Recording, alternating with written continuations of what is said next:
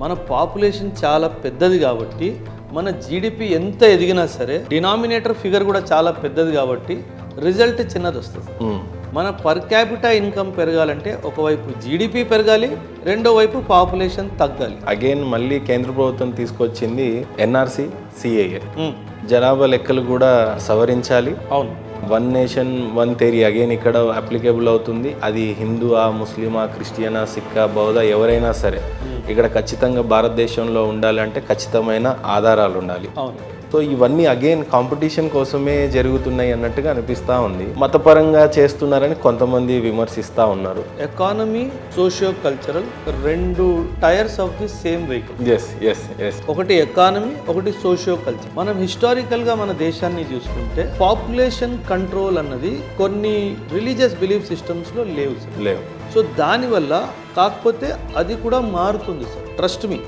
ఎందుకంటే cost of living పెరిగిపోతున్న కొద్దీ ఎవరైనా సరే ఇద్దరు కంటే ఎక్కువ కనే ముందు 100 సార్లు ఆలోచిస్తారు. ఇక ఎఫర్ట్ చేయలేడు వాడు బయట. ఖచ్చితంగా ఒకడు 10 మందిని పెంచాలంటే కష్టం. ఎందుకంటే పరిస్థితులు అలాగైపోతాయి. Cost of education, cost of health బాగా పెరిగిపోతుంది కాబట్టి ఆటోమేటిక్ గా జనాభా కిందికి వస్తుంది.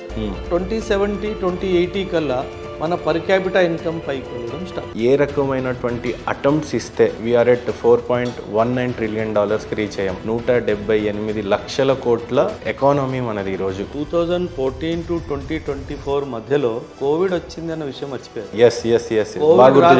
మనం 21, 22లో సాధించాలి. పాకిస్తాన్ నా మీద యుద్ధానికి వస్తే నేను తిరిగి యుద్ధం చేస్తాను. 2008లో పాకిస్తాన్ మన మీద ముంబైలో అటాక్ చేస్తే మనం ఏం చేసాం సార్?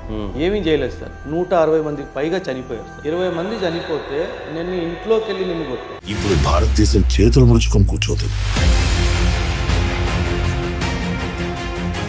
మనం సపోర్ట్ చేయలేమా న్యూక్లియర్? ఒకవేళ నిజంగా మనతో మైత్రి ఉంటే అసలు మనం ఎందుకు చేయాలి సార్? ఓకే, అది మన న్యూక్లియర్ వెపన్ కదా, వాడికి ఎందుకు ఇవ్వాలి మనం? అసలు మరి పాకిస్తాన్ ఎందుకు ఇస్తాడు? వాడికి అవసరం ఉంది కాబట్టి, అంటే వాడికి డబ్బులు తెచ్చుకుంటాడు కాబట్టి. మనకు డబ్బులు అవసరం లేదు కదా సార్. మనకు అడుక్కునే అలవాటు లేదు సార్.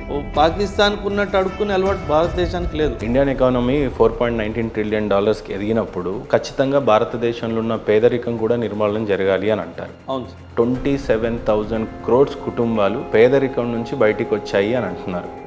పేదరికాన్ని తగ్గించడం ఏంటి, ఈ జీడిపి లేకపోతే మనం చేసిన ఎకానమీ అచీవ్మెంట్కి డీటెయిల్గా చెప్పండి. మీరు బాగా రీసెర్చ్ చేసి వచ్చారు సార్. అంటే నాకంటే బాగా రీసెర్చ్ చేసి వచ్చారు. రీసెంట్ వరల్డ్ బ్యాంక్ రిపోర్ట్ ప్రకారంగా 2 విషయాలు మనం గమనించాలి. ఇది బీజేపీ రిపోర్ట్ కాదు, మన గవర్నమెంట్ రిపోర్ట్ కాదు. మనం మన డబ్బా కొట్టుకోలేదు సార్. వరల్డ్ బ్యాంక్ అనే సంస్థ ఇచ్చిన రిపోర్ట్ సార్. గత 10 సంవత్సరాల్లో భారతదేశంలో 27 కోట్ల మంది పావర్టీ నుంచి బయటకు వచ్చారు. ఇది one of the greatest achievement sir. నిజంగా మీరు అన్నట్టు అందరూ 3 పూటలు తిని పడుకుంటే దట్స్ ట్రూ ఇండిపెండెన్స్. నేను అదే చెప్తున్నాను కదా సార్. ఈ నేపథ్యంలో మన కాంపిటీషన్ అసలు లెక్కే లేదు కదా సార్.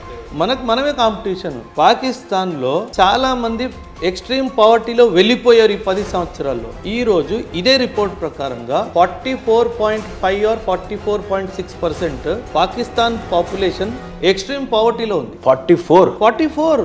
నేను జోక్ చేయట్లేదు. ఇంకేం బతుకులు సార్? 50% మొత్తం కంట్రీ ఇంకా ఇలానే దరిద్రంలో ఉంటే ఇంకేంటి? వెళ్ళిపోయింది. That's what. తినడానికి కూడా గడవదు కదా సార్ అప్పుడు. అదే కదా వచ్చింది బాధ సార్. పాకిస్తాన్ ఎందుకు ఇండియా మీద అటాక్ చేస్తుంది?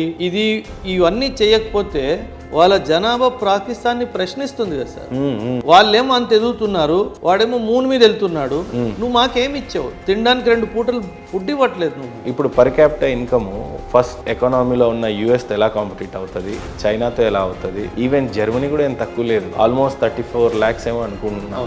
సో కనీసం 3rd కి పోవడం కూడా కష్టంగానే కనిపించింది. జీడిపి డివైడెడ్ బై పాపులేషన్ అంతే.